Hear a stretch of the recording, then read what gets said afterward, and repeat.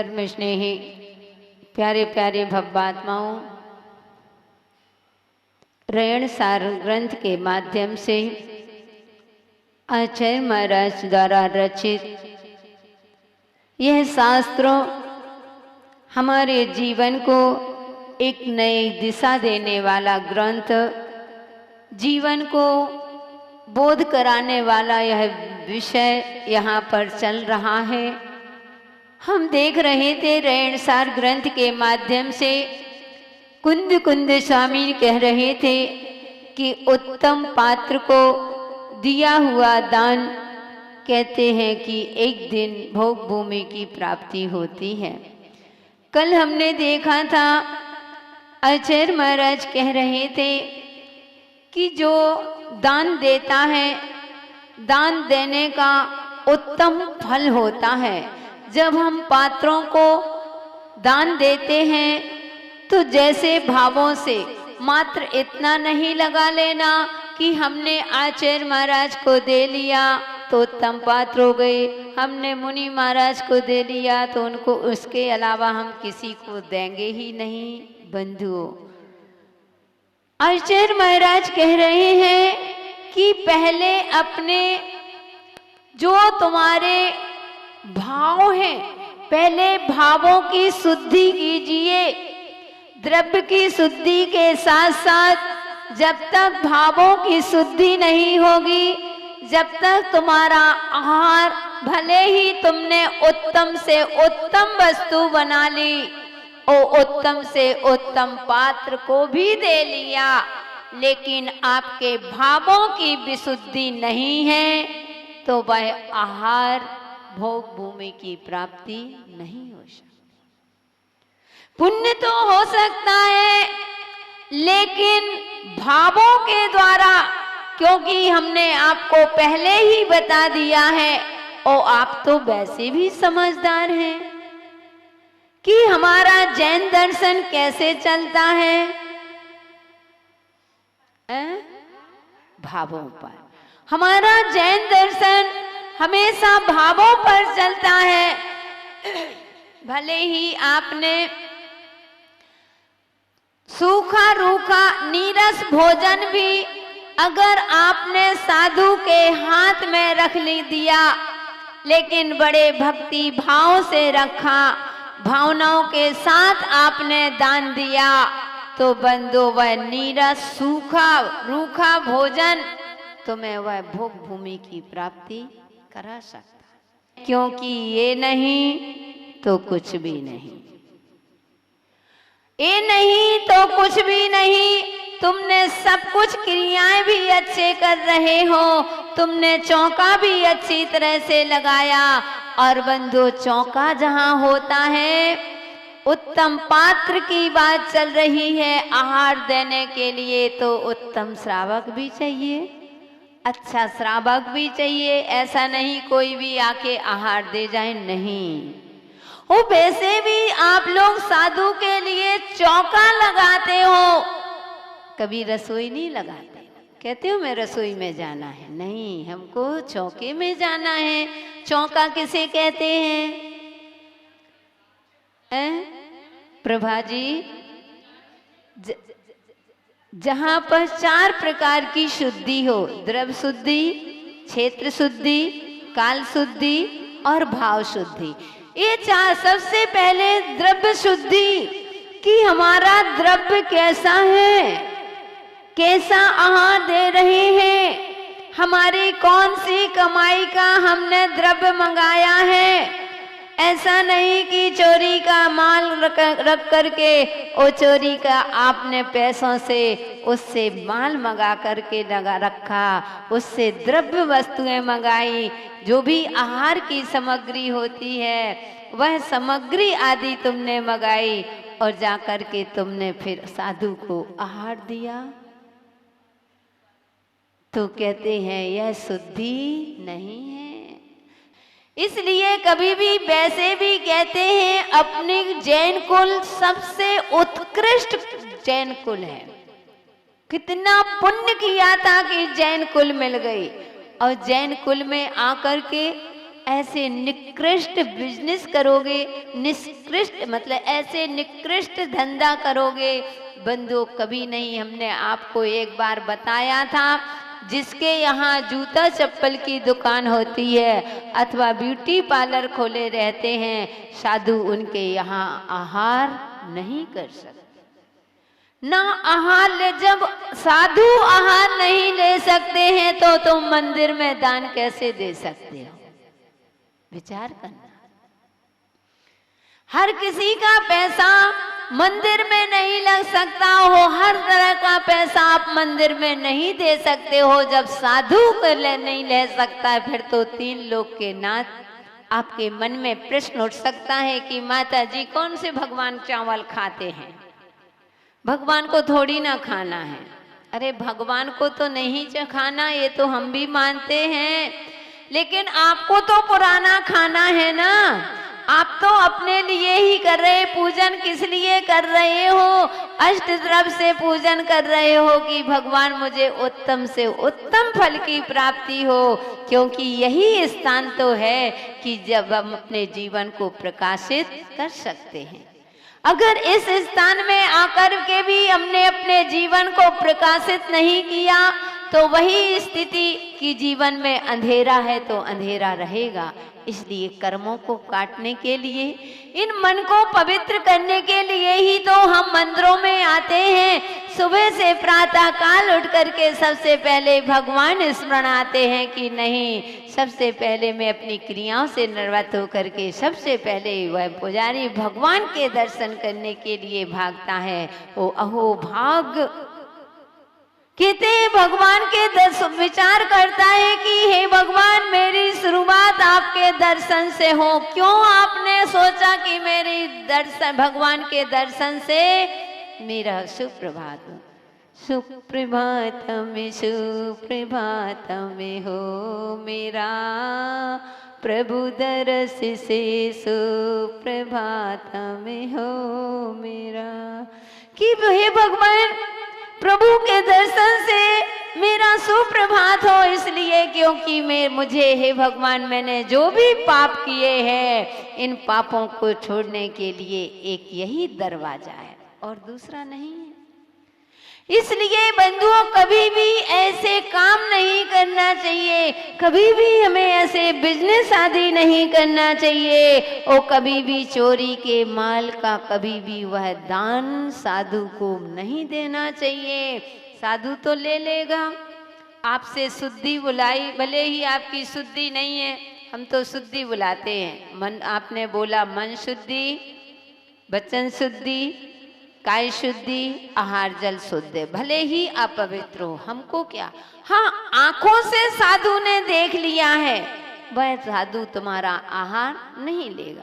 अब तुमने अंदर कैसा बनाया, कैसा तुमने कौन सा पानी, कच्चा पानी, अनछना पानी क्या किया है, इसीलिए साधु बिना शुद्धि बुलाए तुमसे आहार नहीं लेते। शुद्धि बोलो, नहीं बोलोगे आहार नहीं लिया। क्यों गूंगे से आहार नहीं लेते हैं? क्योंकि उस वह शुद्धि नहीं, भले शुद्ध वस्त्र है, वह ऐसे हाथ जोड़ रहा है, लेकिन आगम में आया है जो गूंगा है, वो बहरा है, वह कभी भी आहार नहीं दे सकता। बहरा से मतलब जिसको सुनाई भी नहीं पड़ता। अब किसी को बुढ़े हो गए, बोलते बनता है, सुनाई नहीं पड़ता, उनसे तो आहार ले सकते हैं, लेकिन जो जन्म से गूंगा और बहरा होता है, उससे कभी भी आहार नहीं लिए जाते। तो आपसे पहले शुद्धि बुलाई, मन शुद्धि, वचन शुद्धि, काय शुद्धि, आहार जल शुद्ध। अब सारा का सारा पाप तुम्हारे ऊपर है और पुण्य तुम्हारे ऊपर। साधु को दोष नहीं लगेगा, इसलिए बंधुओं, श्रावक होता है, भयभीरु होता है, वह सोचता है मैं अपने पाप पर काटने के लिए आया हूँ, इसलिए कभी भी साधु को आहार देना तो बंधुओं विशुद्धि के साथ देना, उत्तम द्रव्य देना, कभी अशुद्ध द्रव्य भूल के मत दे देना। एक बार एक महिला ने एक मुनि राज को अशुद्धि में आहार दे लिया होगा तो कहते हैं वह 7 भाव कुकर बनी, 7 भाव वह सुअर बनी, 7 भाव तक उसको चमार के घर में जन्म लेना पड़ा, 7 भाव तक वह कोढ़ी हुई। ऐसे ऐसे उदाहरण मिलते हैं। तो बंधु, इस शास्त्र दान, आहार दान का बड़ा महत्व होता है, इसलिए बड़ी विशुद्धि के साथ छुप गए, कोई बात नहीं, अनुमोदना करेंगे। अगर तुमने सोचा थोड़ा सा किंचा डाल लो और ज्यादा हुआ तो लोग तर्क देते हैं अपवित्र पवित्र हुआ सुस्त तो दोस्तों। तो अपवित्र हुआ किसके लिए है? अगर आप मंदिर के लिए आ रहे थे और आपको पूजन करना था, मान लीजिए कोई बालक ने अचानक आकर के अचानक छू लिया, तो वहां कहते कोई भी अशुद्धि हो गई है, आपने चटाई आदि में पैर रख लिया है, तो कहते अब द्रव्य छू रहे हो, वो भी भगवान को नहीं कि भगवान को किंचा मान लिए हो, भगवान को छू लिया, नहीं, द्रव्य से पूजन कर रहे हो तो उसमें भी आपको शुद्धि, इसलिए कह दिया अब मन खराब मत करो। आप पवित्र वा सुस्त तो ध्याये पंच नमस्कारम सर्व पापै। वहां आप पवित्र ऐसा नहीं कि जान करके ऊपर से दूसरे कपड़े, अंदर से सोले के कपड़े नहीं पहने, ऊपर से धोती दुपट्टा पहना और अंदर के कपड़े वही हैं और कह दिया आप पवित्र हुआ। यहाँ नहीं चले, यहाँ तो तुम्हारी मायाचारी हो गई।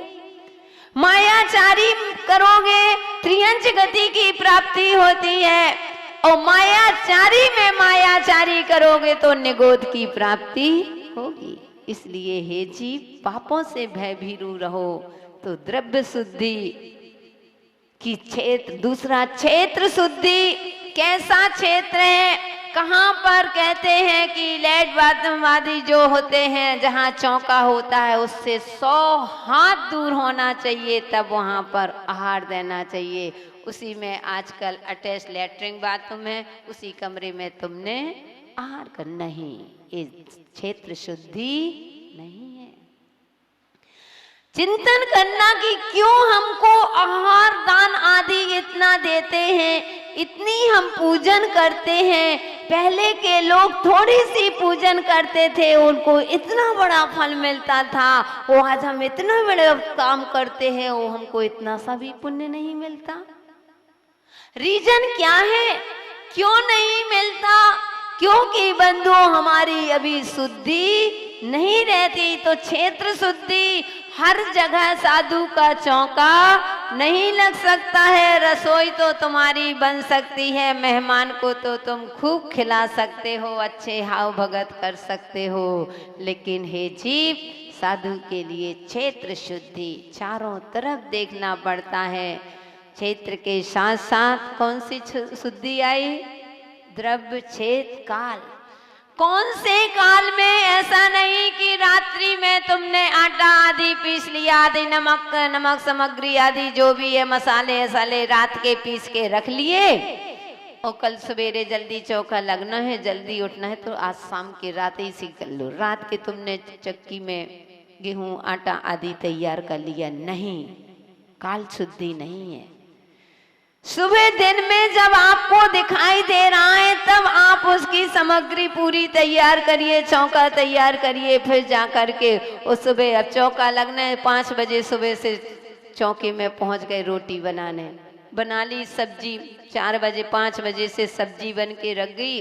महाराज को कब उठना है? 10 बजे उठना है। कितने घंटे हो गए? 6, 7, 8, 9, 10 के 6 घंटे के बाद तो सब्जी वैसे ही अभक्ष हो जाती है।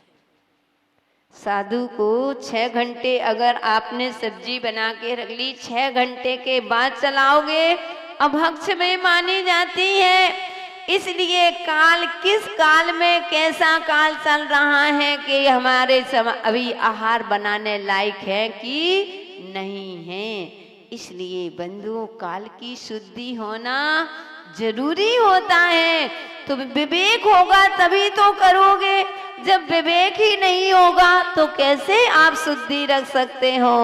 और चौथी शुद्धि कौन सी? भाव शुद्धि। ये नहीं तो कुछ भी नहीं, कि अगर भाव नहीं है तो कुछ भी नहीं है। हमने आपको बताया था, वह एक व्यक्ति सुबह से लेकर के दूसरे, किसी ने जीवने का कार्यक्रम रखा, सभी लोग उसके यहाँ जीवने गए, वह व्यक्ति भी जीवने जाता है, लेकिन सुबह से बैठा है, पहले नंबर आ गया और शाम तक बैठा रहा। लोग कहते हैं उसकी थाली में सब कुछ रखा है, लेकिन वह भोजन नहीं करता। अब वह जो मालिक था, जो परोसने वाले थे, सब पूछते हैं भाई तुम भोजन क्यों नहीं कर रहे हो, क्या चाहिए तुम्हें? चटनी चाहिए क्या? पापड़ चाहिए क्या? लड्डू चाहिए, बाटी चाहिए, पूड़ी चाहिए, क्या चाहिए? वह कहता है भाई साहब मेरी थाली में सब कुछ है। क्या नमक चाहिए, अचार चाहिए? अरे भाई मेरी थाली में सब कुछ है। तो मुझे समझ में नहीं आया कि जब तुम्हारी थाली में सब कुछ है तो आप भोजन क्यों नहीं करते हो? तो वह कहता है भाई साहब मेरी थाली में सब कुछ है पर मेरे पास वो नहीं है। क्या कहलाता वो नहीं है। वह कहता है कि वो मैं नहीं समझा, क्या कहना चाहते हो मित्र? वह कहता है भाई साहब थाली में सब सामग्री रखी है पर मेरे पास वो नहीं है। वो नहीं यानी भूख नहीं है।